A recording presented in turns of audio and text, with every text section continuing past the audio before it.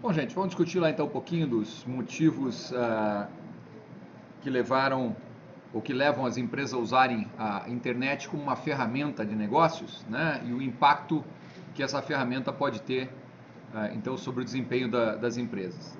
A primeira pergunta que a gente tinha ali no nosso questionário era sobre os grupos que, de alguma forma, compuseram as forças que estabeleceram o modo como a internet surgiu originalmente, né? Como toda tecnologia, a internet também foi resultado aí de, não dá para nem dizer que é um cabo de guerra, ou, né? Mas ela é uma resultante de forças com diferentes interesses envolvidos. Os primeiros propositores da internet foram os militares norte-americanos, que ainda durante a Guerra Fria percebiam na internet queriam que essa tecnologia que estava sendo desenvolvida fosse uma tecnologia que evitasse que, no caso de uma bomba nuclear ser jogada sobre um ponto que eventualmente seria o central da rede, evitar que essa rede ficasse totalmente inoperante. Então eles queriam uma rede sem um cérebro único e, portanto, uma rede que estivesse dispersa em vários pontos, de modo que ficasse menos suscetível a uma guerra nuclear ou mesmo vamos dizer, a algum outro tipo de ataque pontual ao quartel-general, vamos dizer assim, ou ao centro nervoso de uma determinada rede. Os militares queriam isso, eles tinham dinheiro para, durante a Guerra Fria, muito dinheiro havia na mão dos militares americanos, e eles começaram uma parceria com a academia, principalmente, que era onde existiam talvez os pesquisadores aí na área de computação com maior ou com capacidade de eventualmente implementar aquilo que os militares queriam, né? Como os militares tinham dinheiro, o que eles pretendiam tinha que estar no projeto, tá? Eu sempre digo que o desenvolvedor do projeto não é aquele que codifica, né, que escreve o código, é aquele que, de certa forma, patrocina e determina qual vai ser a cara, qual vai ser o jeitão do sistema, né? Como dizem lá alguns autores lá ligados aí mais à sociologia da tecnologia, o espírito do sistema. Quem é que determina o espírito? Em geral, quem está pagando. Tá? Os militares estavam pagando, os acadêmicos estavam desenvolvendo. Ao desenvolver esse sistema para os militares, os acadêmicos também trouxeram para dentro dele alguns dos seus valores, né? Algumas das coisas em que eles acreditavam e que queriam num sistema que poderia ser utilizado para fins militares, mas também poderia ser utilizado para fins pacíficos. Outros grupos também apareceram por aí, né? Alguns deles, inclusive, ainda com algum resquício daqueles movimentos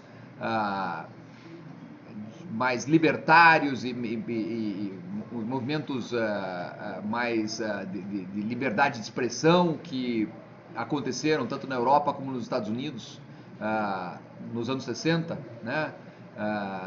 Não é à toa que o Vale do Silício fica onde ele está. A Califórnia era o berço do movimento hippie, né?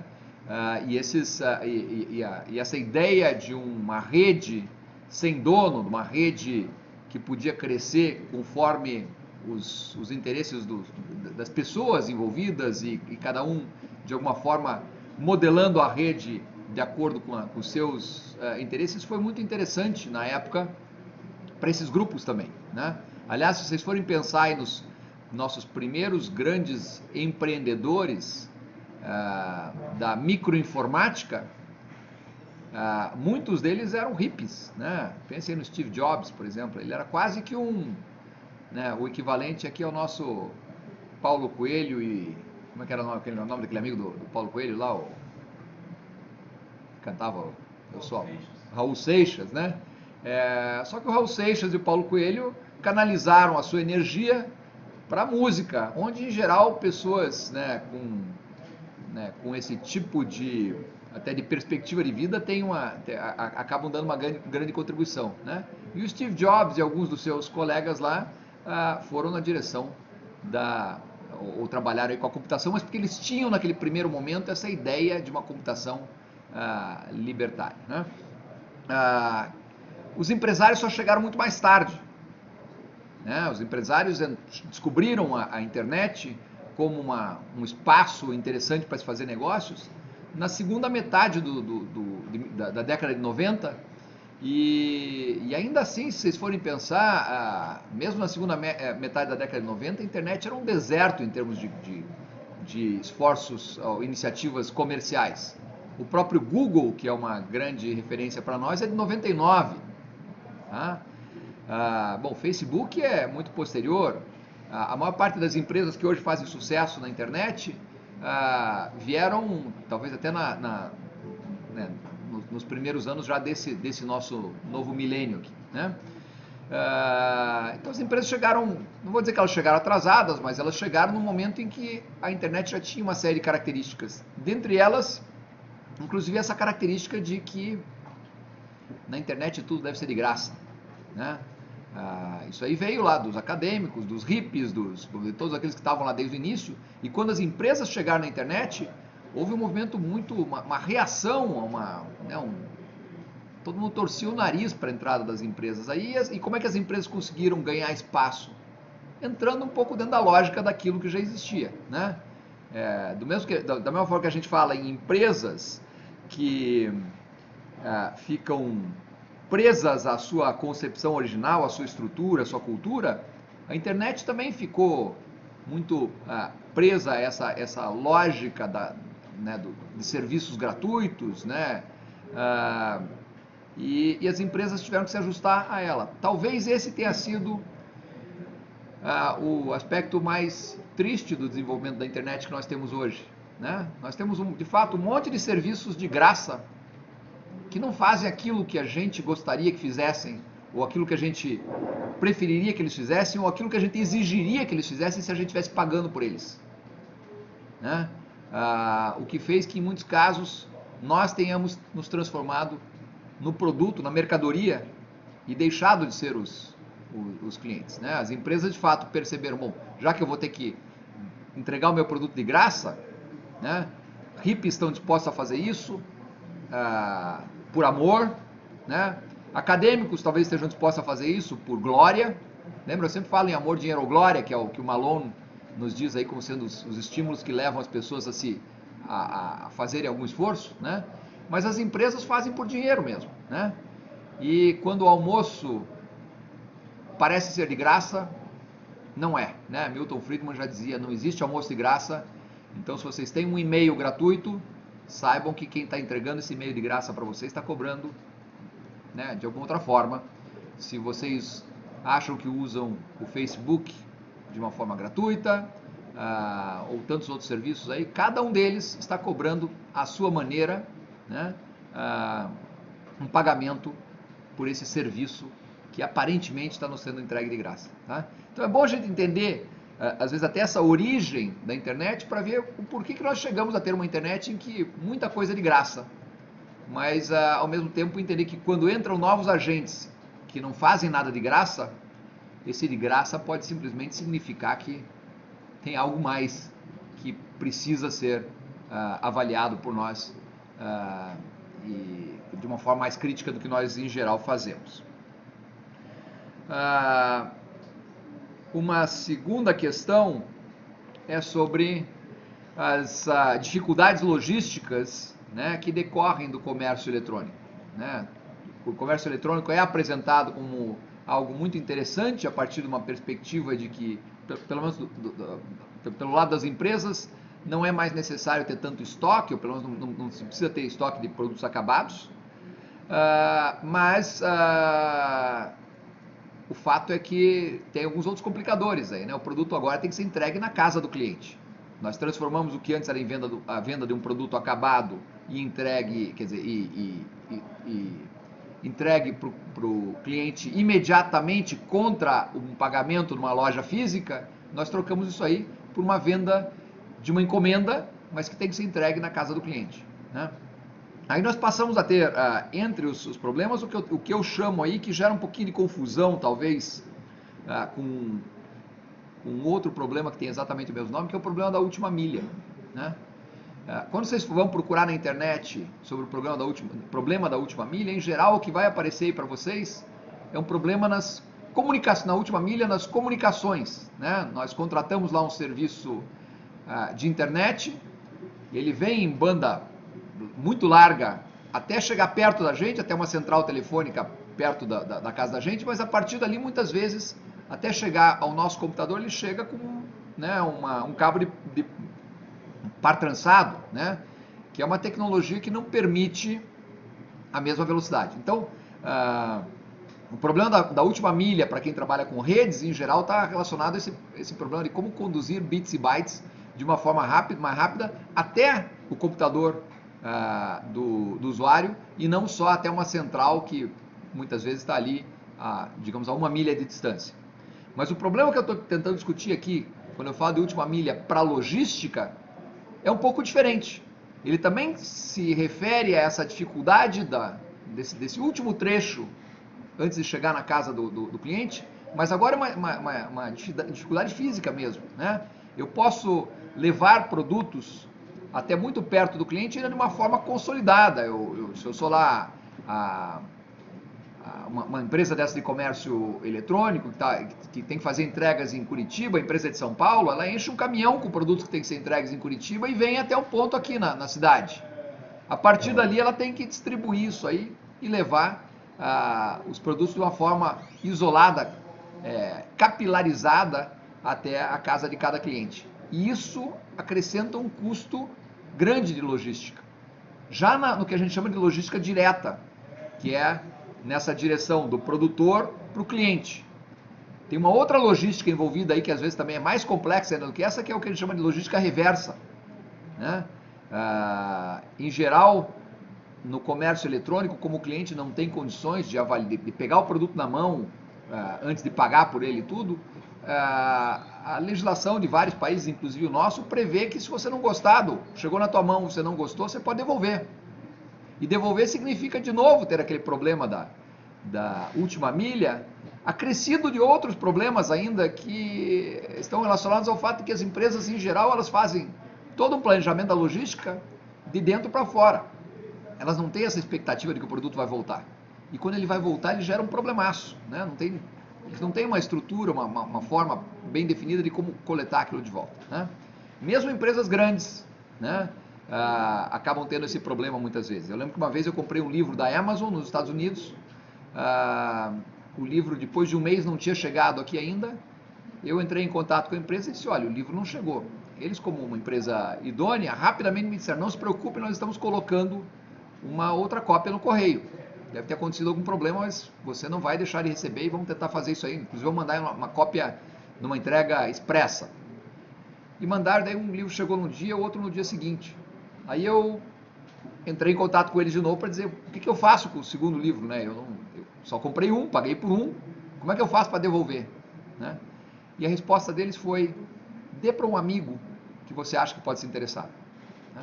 Basicamente eles estão dizendo, para eu pegar esse livro de volta vai custar mais caro do que deixar ele com você. Então nesse caso, como eu confiei em você já da primeira vez, né, e como aparentemente você está sendo honesto e tentando devolver, né, faça o seguinte, apresentei alguém, né? Isso mostra o quanto esse problema da última milha acaba sendo, isso já faz muitos anos, eu tenho a impressão que eles devem ter já encontrado uma forma melhor de lidar com esse tipo de situação.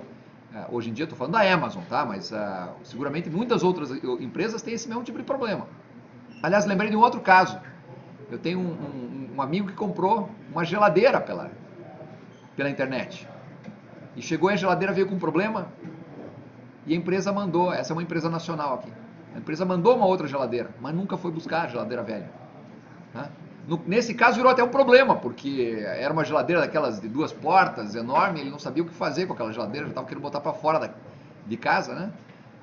Até que no fim das contas, depois já tinha passado 1 ano e meio, eles não tinham vindo buscar, ele resolveu chamar uma assistência técnica, lá um desses caras que conserta a geladeira, e o cara descobriu que era uma coisa mínima lá, resolveu o problema, ele ficou com 2 geladeiras dessas, geladeira que eu tô falando aqui não é geladeirinha como essa que a gente normalmente tem, uma geladeira dessa de 8, 10 mil reais, sabe? Ficou com 2, ele falou, agora gostei de novo, né? Ficou me incomodando, me assombrando lá durante quase 2 anos, parada, meio que ali no meio do caminho entre a sala e a cozinha, mas agora eu resolvi colocar ela lá na garagem, fiz um espaço lá, o espaço da cerveja para os amigos, os caras nunca vieram buscar, tá? Aí eu acho que o problema é maior do que simplesmente um detalhe de custo de fazer uma recuperação. Às vezes é questão de realmente mostra o quanto a logística reversa é algo que ainda é complicado para as empresas. Elas muitas vezes não têm o processo adequado para fazer esse resgate de um produto que eventualmente tinha sido entregue para o cliente, mas por algum motivo não atendeu às necessidades. O produto chegou errado, ou o produto chegou com defeito, ou o que quer que seja, né? Então, nem tudo são flores no comércio eletrônico, né? A logística é um desafio grande. A logística, inclusive, pode gerar problemas ambientais que nós vamos ter que lidar, né? A gente pensa assim, puxa, eu podendo comprar de casa, eu não me desloquei até uma loja e, portanto, teoricamente, eu estou até ajudando o meio ambiente, porque eu não peguei meu carro, né? Mas alguém veio entregar na porta da tua casa esse produto, tá?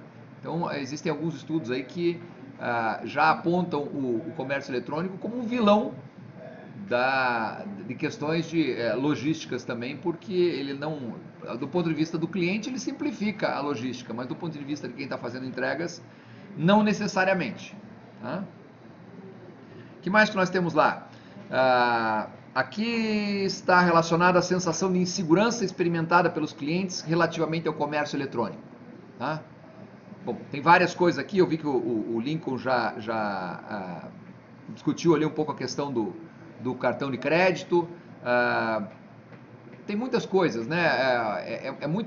Seguramente você tem muito mais segurança quando você troca o produto pelo teu dinheiro, né? Só quando o produto já está na tua mão que você entrega o dinheiro, né? Assim, mas olha, se você não me der, eu não te dou, né? É uma troca mesmo, né? E nesse caso, você faz um pagamento e fica esperando. É angustiante. Além disso, quer dizer, a internet, até em função da concepção, da forma como ela foi concebida, meio que terra de ninguém, né? Terra de ninguém para ser a terra de todos, né? Ela acaba sendo a terra de todos, inclusive de um bando de picaretas, né? E aí, de fato, todo mundo tem alguma história de alguém que já foi passado para trás em algum negócio pela internet. Numa loja física, isso também acontece, mas é mais raro. Porque o empresário que está ali estabelecido num ponto físico, ele tem ele tem uma reputação a zelar, porque ele tem um custo enorme de estar ali. Na internet não, você pode estar num lugar, né, você pode ter um nome, 2 dias depois está no outro canto com outro nome. Então, teoricamente, existem outros motivos aí para se sentir inseguro, além daquele preliminar ali de ter cartões clonados e assim por diante, né? Em geral, ainda assim, quer dizer, me parece, e a gente tem ouvido muito isso de gente ligada aí ao setor financeiro, e é claro, para o setor financeiro é importante que a gente compre do comércio eletrônico, então não dá para saber exatamente o quanto eles estão sendo sinceros, mas em geral o que eles dizem é, olha, é muito tranquilo você fazer uma compra pela internet, porque ao não sair de casa você também não está se arriscando com o seu cartão de crédito no bolso, né? Talvez você se dirigir até o banco para sacar dinheiro para ir fazer uma compra seja mais arriscado do que isso, né? Então a questão exige aí um certo debate. A gente não tem dados precisos sobre nada, porque, é claro, os cartões de crédito não têm a menor intenção de nos contar a todos, né, ou nos fornecer números exatos sobre a quantidade de tentativas de fraude, porque eles não querem que a gente perceba o cartão de crédito como algo inseguro. Em muitos casos, eles inclusive bancam isso. Quando acontece uma situação de fraude, o cartão de crédito ele próprio age como sendo um seguro, né, e banca você para que você acabe não virando um disseminador de informações sobre experiências negativas no uso de um produto que é tão lucrativo para eles, né? De que modo a internet facilita a compreensão da real demanda pelo fabricante? Quando o fabricante fabrica um produto e manda para os canais de distribuição tradicionais, de modo que eles fiquem estocados lá no varejo, o fabricante nunca tem uma certeza exata de quando o produto de fato está sendo vendido, né? Pode inclusive ser que o produto fique encalhado nos canais de vendas e a fábrica está lá entusiasmada, porque os canais de vendas por algum motivo se entusiasmaram e compraram, né? Mas o cliente final, que teria que comprar aí das lojas de varejo, muitas vezes não fez o mesmo movimento E aí lá no final as lojas estão perguntando para o fabricante, dá para eu devolver? Né? Em alguns casos, dependendo do contrato que elas têm, elas podem devolver, não precisam nem perguntar. Mas mesmo que ela não possa devolver, o fato dela ainda ter estoque significa que ela não vai comprar de novo. Os varejistas podem acabar se transformando quase que não, seguramente em filtros que impedem um fluxo de informação adequado entre o consumidor e o fabricante. Né? Ele fica ali no meio do caminho e o seu estoque faz com que o fabricante não consiga perceber exatamente a demanda que está acontecendo lá no varejo. Né? De que modo as empresas podem aumentar as chances de ocorrência de compras por impulso ao utilizarem a internet? Nós todos estamos acostumados com, né, quando a gente pensa em compra por impulso, a gente pensa assim no supermercado, que coloca assim do lado do caixa, assim, onde você vai ter que parar e esperar enquanto o cliente da frente está sendo atendido, coloca ali bombom, balinha, o que mais? Revista, aquelas coisas que você não precisa, mas quando você olha para elas dá uma vontade enorme de comprar, né? E aí você compra por impulso. Né? Na internet, você não vai comprar bombom por impulso. Tá? Porque justamente aquele impulso você quer comprar aquele bombom para comer imediatamente. Né? Mas é possível e fácil da gente compreender que outras vendas por impulso sejam feitas. Principalmente quando as empresas começam a ter informação suficiente sobre os seus clientes para saber o que os motivaria a comprar algo. Né? E aí essas empresas podem utilizar esse conhecimento que elas têm do cliente para fazer com que as vendas ocorram. Né?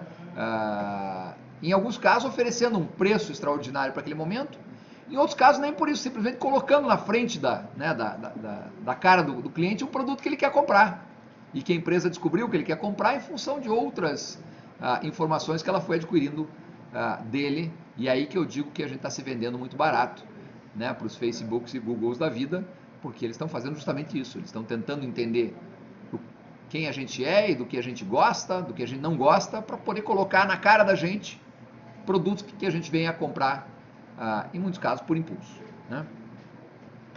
O que mais temos aqui? De que modo o custo de transporte foi afetado pelo advento da internet, no caso de produtos e serviços de informação? Produtos e serviços de informação são aqueles que a gente consegue converter em bits e bytes. Quando ele converte em bits e bytes, né, eles adquirem uma qualidade mágica de poder ser teletransportado. Tá? Portanto, para produtos de informação, né, não existe custo logístico. E a internet passa a ser então um espaço de venda absolutamente extraordinário. Né? A pergunta seguinte falava justamente dessas qualidades mágicas que dispõem os produtos de informação, né, que os tornem ajustados à internet. É justamente isso. Produtos de informação não precisam ser transportados fisicamente. Eles podem ser transportados pela própria rede, sem pelo menos nenhum custo significativo para quem está vendendo ou para quem está comprando. São leilões reversos e para que tipo de produto eles são mais indicados? Né? O governo brasileiro tem um portal, né, específico, o Comprasnet, para fazer leilões eletrônicos que funcionam como, agora me fugiu o nome para isso, bids, licitações, né? Para fazer licitações de produtos entre possíveis fornecedores. Isso, além de proporcionar uma certa ou mais transparência para o processo de compra, ainda permite que o governo se posicione da seguinte forma: ele dá as características do produto que ele quer, e aí os possíveis fornecedores vão ter que disputar para ver quem consegue entregar aquele produto pelo menor preço. Então é um leilão reverso, é um leilão ao contrário, né? Não é isso aqui vai ficar ótimo na gravação, né, esse espirro. Não é um leilão em que a gente está tentando ver quem dá mais, tá, por um produto que a gente está tentando vender, mas é um leilão em que a gente está tentando descobrir quem consegue fazer por menos, quem consegue produzir e entregar para a gente por menos. Então, muito interessante para governos, mas eventualmente poderiam ser usados em outros ambientes também. Eu tenho a impressão que, de alguma forma, aqueles sites de compras coletivas, né, eles usam um pouquinho, pelo menos, do espírito de um leilão reverso, porque eles conseguem oferecer preços menores quando um grupo grande de pessoas compra. Isso é algo razoável, porque o esforço de venda passa a ser um só, mas o número de compradores muito grande, né? O que mais temos aqui? O que é e como funciona o Electronic Data Interchange, troca eletrônica de dados, tá? Não vamos confundir aqui troca eletrônica de dados com gerentes de empresas mandando e-mail um para o outro, tá? Essa troca eletrônica de dados que nós estamos falando aqui, ela obedece protocolos muito rígidos para eliminar qualquer nível de redundância que é típico de uma conversa entre humanos, né? Nós, quando estamos conversando, até a nossa entonação pode indicar ironia, pode indicar que a gente está falando o contrário do que a gente efetivamente está dizendo com aquelas palavras, né? Isso não é bom para os negócios, pelo menos não quando você quer colocar computadores para negociar com computadores de uma empresa para interagir com os computadores da outra empresa, seu fornecedor ou seu cliente, numa cadeia de suprimentos. Então o EDI ele se propõe a isso, a permitir que haja uma troca de dados eletrônica entre empresas de uma forma não ambígua, de uma forma não refutável, quer dizer, nenhuma das partes pode dizer, opa, eu não pedi isso aqui, você se enganou aí, você me mandou um caminhão aqui dessa carga, mas eu não pedi isso. Tá tudo, tem algumas características ali do EDI que fazem com que ele, de fato, acabe se tornando uma ferramenta interessante para sincronizar os processos de uma empresa com seus fornecedores e clientes, né? E, por fim, por que torna-se cada vez mais necessário pensar globalmente, ainda que para agir localmente? Ninguém respondeu essa aí, ou eu tenho que dar um F5 aqui para ver se... Deixa eu tentar atualizar aqui para ver se já saiu, apareceu alguma coisa. Já temos resposta para isso também. Eu achei que vocês não estavam querendo pensar, né? Nem globalmente, nem localmente, né? Mas basicamente a ideia por trás disso é a seguinte: se estamos todos conectados, né? Se os clientes da nossa empresa toda vez que eles forem, né, nos procurar para fazer um negócio, eles vão pesquisar na internet também, né? Mesmo que eles não consigam ser atendidos por um fornecedor que está do outro lado da terra, né? Muitas vezes um fornecedor da China, mesmo que ele não consiga ser atendido diretamente, porque os custos disso às vezes são inviáveis. Em geral, os chineses mandam para cá e não cobram nem frete, né? Mas às vezes tem outros custos envolvidos. Você entendeu o que o cara está querendo dizer? Aquele inglês deles é medonho. Quando está em inglês, né? Muitas vezes está em chinês mesmo. Então tem uma série de problemas que ainda podem se colocar como barreiras. Mas quem está vendendo aqui tem que saber o que está acontecendo lá fora, porque mesmo que quem está lá fora não consiga ainda, em alguns casos, atender um cliente local, vai influenciar a percepção que o cliente local tem das opções locais que ele tem, né? Então, nesse sentido, é que nós devemos saber que em alguns casos, de fato, o nosso produto não vai ser necessariamente substituído por um produto fabricado ou entregue a partir de um outro lugar, né? Principalmente se for serviço, que muitas vezes tem uma característica assim de precisar ser produzido na frente do cliente ou para o cliente imediatamente, né? Mas ainda assim o cliente vai usar essa informação que ele tem sobre outros fornecedores, ainda que inacessíveis, para barganhar o relacionamento dele com a gente. Então essas aí eram as questões deste capítulo. Eu não sei se vocês têm alguma questão, alguma pergunta.